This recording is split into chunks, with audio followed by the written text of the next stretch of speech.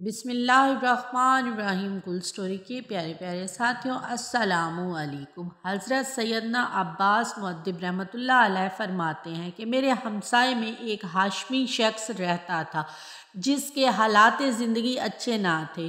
انہوں نے یہ واقعہ سنایا کہ ان کے ہاں ایک بچے کی پیدائش ہوئی۔ گھر میں کچھ بھی کھانے کو نہ تھا جو وہ اپنی زوجہ کو کھانے کے لیے دیتا۔ اس کی زوجہ نے ایک دن اس سے کہا کہ اے میرے سر کے تاج، میری حالت اور کیفیت سے آپ اچھی طرح واقف ہیں۔ مجھے غذا کی سخت ضرورت ہے تاکہ میری کمزوری دور ہو سکے۔ اب مجھ میں اور صبر اور ہمت نہیں ہے، خدا را میرے لیے کچھ کیجیے۔ اپنی بیوی کی یہ حالت دیکھ کر وہ بے تاب ہو گیا اور عشاء کی نماز کے بعد ایک دکاندار کے پاس گیا۔ وہ اکثر اس دکاندار سے غلہ وغیرہ خریدا کرتا تھا۔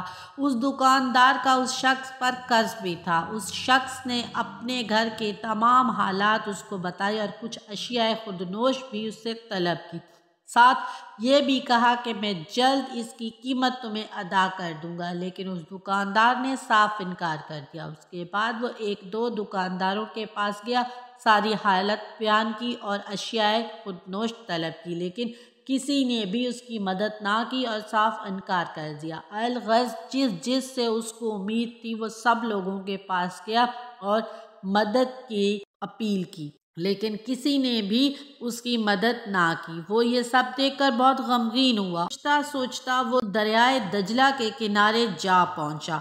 وہاں ایک کشتی کھڑی تھی دریا میں، اور اس میں ایک ملاح موجود تھا جو اپنی کشتی میں بیٹھا مسافروں کا انتظار کر رہا تھا۔ جب اس نے اس شخص کو دیکھا تو آواز لگائی کہ میں فلاں علاقے کی سواریاں بٹھاتا ہوں، اگر کوئی مسافر ہے تو وہ شخص آ جائے۔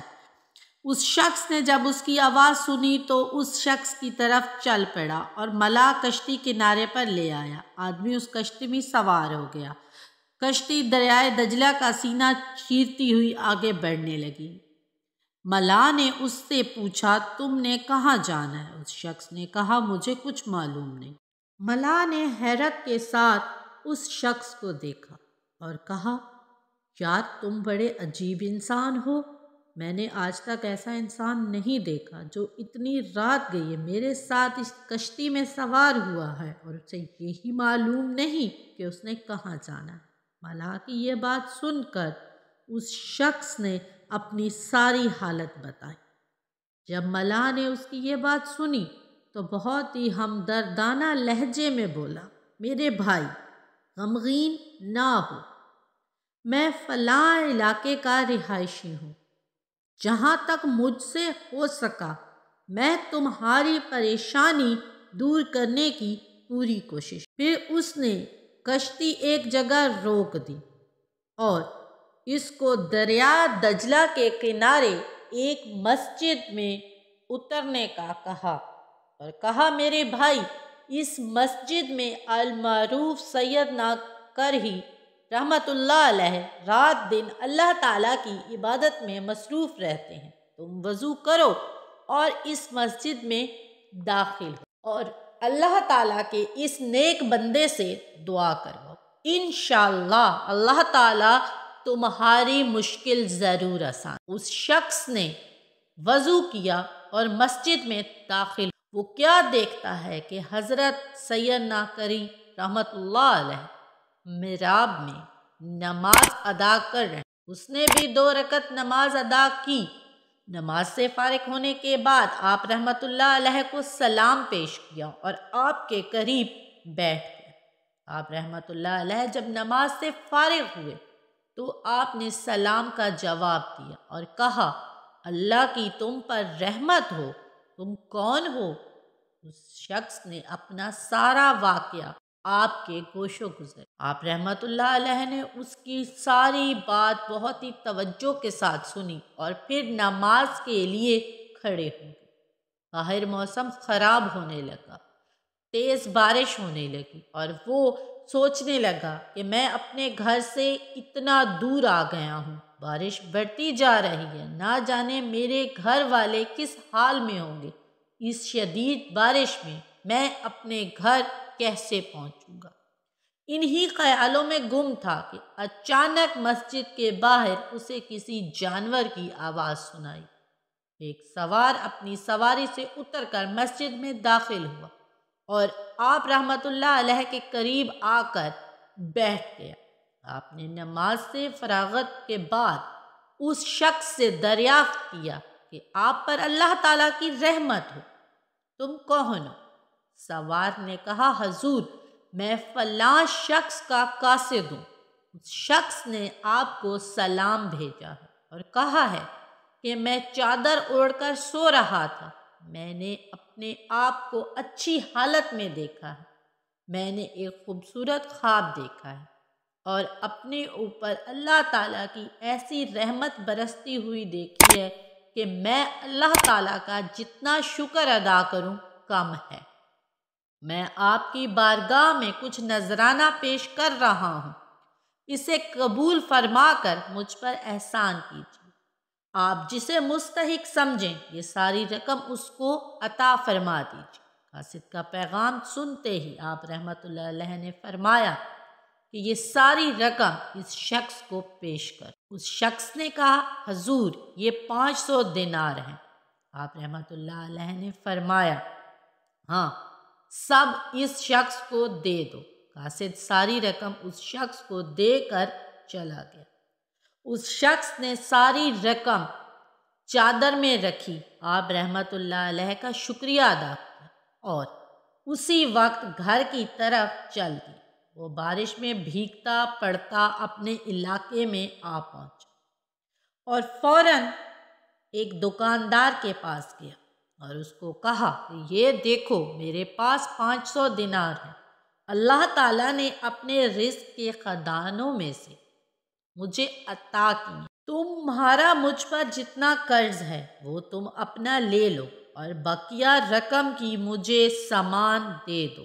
دکاندار نے کہا، کل تک یہ رقم تم اپنے پاس رکھو اور تمہیں جو چیزیں چاہیے وہ تم لے جاؤ۔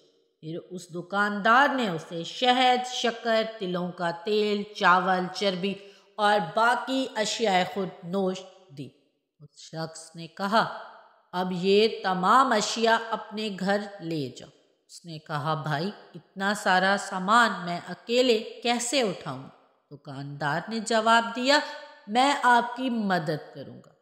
کچھ سامان دکاندار نے اٹھایا اور کچھ اس شخص نے، دونوں اس کے گھر کی طرف چل دیے اور جب گھر پہنچا تو اس شخص نے دیکھا کہ اس کے گھر کا دروازہ کھلا ہوا، کیونکہ اس کی زوجہ اتنی کمزور ہو چکی تھی کہ اس میں دروازہ بند کرنے کی طاقت نہ۔ اس کو دیکھ کر اس کی زوجہ شکایتانہ انداز میں بولی، اس نازک حالات میں مجھے چھوڑ کر کہاں چلے گئے؟ اس نے کہا، اللہ تعالیٰ کے فضل و کرم سے ہماری ساری پریشانیاں دور ہو گئیں، یہ دیکھو میں چربی، تیل، شکر، شہد اور بہت سارے کھانے کی اشیاء کثیر تعداد میں لے کر آیا اور آج یہ ہمارے پاس موجود۔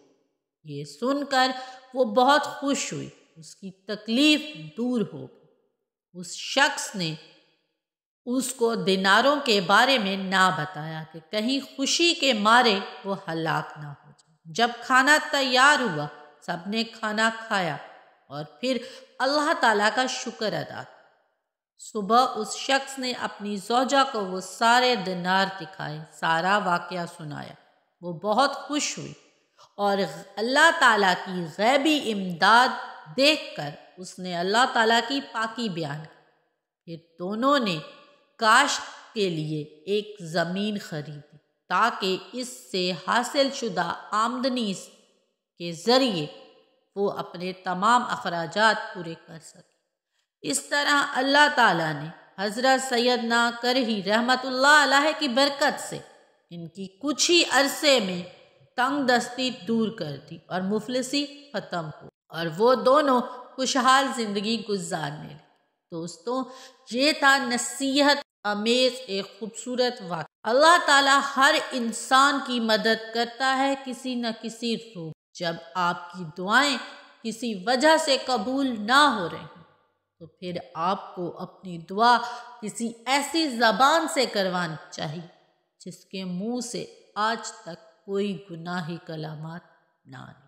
یعنی کسی ایسے بزرگان دین یا اللہ والا سے یہ کہنا چاہیے کہ وہ آپ کی پریشانی دور کرنے کے لیے رب العزت کی بارگاہ میں ہاتھ بلند کر کے دعا کرے تاکہ اللہ تعالیٰ آپ کو اس مصیبت سے نجات عطا فرمائے۔